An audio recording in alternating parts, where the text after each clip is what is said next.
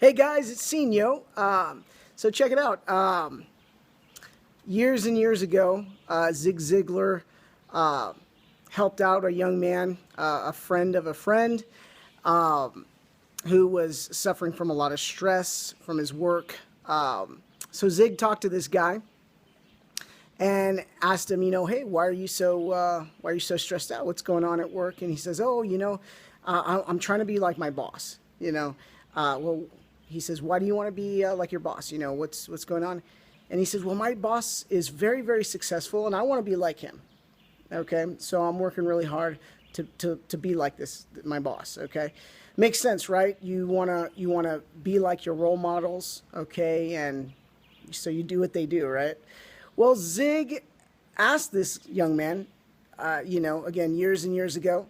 He said, well, he's successful, and you want to be successful. Okay, well, what is your definition of success? What do you think makes somebody successful? So this guy, he took him a couple minutes, about 5 minutes, to kind of write down what he thought success was. And now remember, this was probably a good, 25, 30 years ago, so, bear that in mind. But his list, he made the list, his idea of success, his definition of success was being happy, okay, healthy, reasonably prosperous. Okay, I think he was probably just being, trying to be modest or humble or whatever, but, secure, right? Secure, have friends, have peace of mind, have a good family, good relationships, right?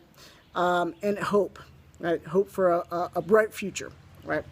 So, okay, so that might be some of your guys' ideas of, again, conservative ideas of having success. Nothing wrong with that. But I'm going to tell you the same thing Zig told this guy. He had him evaluate. He was, this guy was, modeling his life after his boss because he thought his boss was wildly successful and he wanted to be like him. Well, he sat the guy down and said, okay, well, let's evaluate, how happy is your boss? Well, I think he's okay, but he's got ulcers and he works all the time. He doesn't seem to laugh. He doesn't seem to smile much and everything, and he's always in a rush. Okay, well, that's probably not good, happiness, right? So there you go. How healthy is he? Well, if he's got ulcers, he's not healthy, right? And like Zig says, it's not what you eat, it's what's eating you. Okay, so, obviously the guy's not very healthy because he's stressed out all the time. Does he have peace of mind? No, he doesn't have any peace of mind because he's working himself to death. Okay, and the list goes on.